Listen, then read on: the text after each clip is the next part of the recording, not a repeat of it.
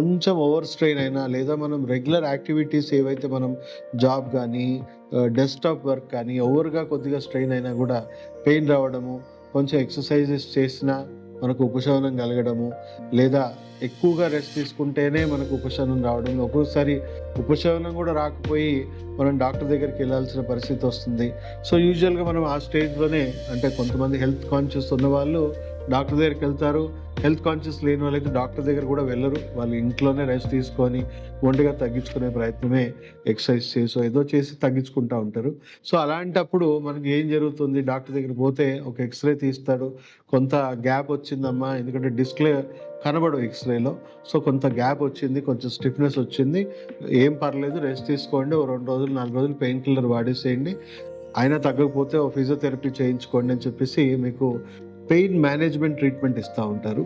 And అలాగే కన్సిస్టెంట్గా ఇలాగే డీజనరేట్ అయ్యి, ఇప్పుడు మనం లక్షణాలకే వైద్యం ఇచ్చాము, సో కాబట్టి ఇది ఇంకా డీజనరేషన్ అయ్యి మనకి ఇంకా హెవీగా స్టిఫ్నెస్ క్రియేట్ అయ్యి కర్వేచర్లో కూడా కొంతవరకు డిఫెక్ట్స్ రావడము, లేదా డిస్క్ కొద్దిగా ఎక్కువగా ఎక్స్ట్రీమ్గా ప్రోట్రూడ్ అవ్వడం. మనం డిస్క్ చూసుకుంటే ఇది ఇప్పుడు మన వెన్నుపూసలో ఒక్క సెగ్మెంట్ మాత్రమే. సో దీంట్లో డిస్క్ చూడొచ్చు, ఇక్కడ నరం చూడొచ్చు. సో మన బ్రెయిన్ నుంచి కంప్లీట్గా నర్వస్ సిస్టమ్ అంతా కూడా వెన్నుపూస ద్వారా పాస్ అవుతుంది. సో ఈ సర్వైకల్ రీజన్ నుంచి మన చేతి నరాలన్నీ కూడా పాస్ అవుతూ ఉంటాయి. సో మెడ దగ్గర నరాలు ఏమన్నా కంప్రెస్ అయ్యాయి అనుకోండి, విపరీతంగా మెడ నొప్పి, తల నరాలు కంప్లీట్గా కంప్రెస్ అయ్యి తల తిరగడము, తర్వాత వర్టిగో లాంటి కండిషన్స్ రావడము. సో మెల్లమెల్లగా చేతి నరాలన్నీ కూడా బాగా ప్రెస్ అయ్యి చేతి తిమ్మిర్లు ఎక్కేయడము, చేతుల్లో మంటలు రావడము, రేడియేటింగ్ పెయిన్స్ భుజాల్లో రావడము అలా జరుగుతూ ఉంటుంది. అదే మధ్య భాగంలో డీజనరేషన్స్ అయ్యాయి అనుకోండి, ఈపు భాగంలో బాగా క్రాంప్స్ రావడము, పెయిన్స్ రావడము, రేడియేటింగ్ పెయిన్స్ రావడము, లంబార్ రీజన్లో లోవర్ బ్యాక్లో వచ్చిందనుకోండి కంప్లీట్గా మనకి సివియర్గా బ్యాక్ పెయిన్స్ రావడము. అండ్ కాళ్ళకు సంబంధించిన నరాలన్నీ ఇక్కడ నుంచే పారుతూ ఉంటాయి కాబట్టి కాళ్ళలో రేడియేటింగ్ పెయిన్స్, మంటలు, బర్నింగ్ సెన్సేషన్స్ ఇలాంటివి వస్తూ ఉంటాయి. సో ఆల్మోస్ట్ 4th స్టేజ్లో చాలా తీవ్రంగా సిమ్టమ్స్ ఉంటాయి కాబట్టి డాక్టర్ దగ్గరికి వెళ్తాము.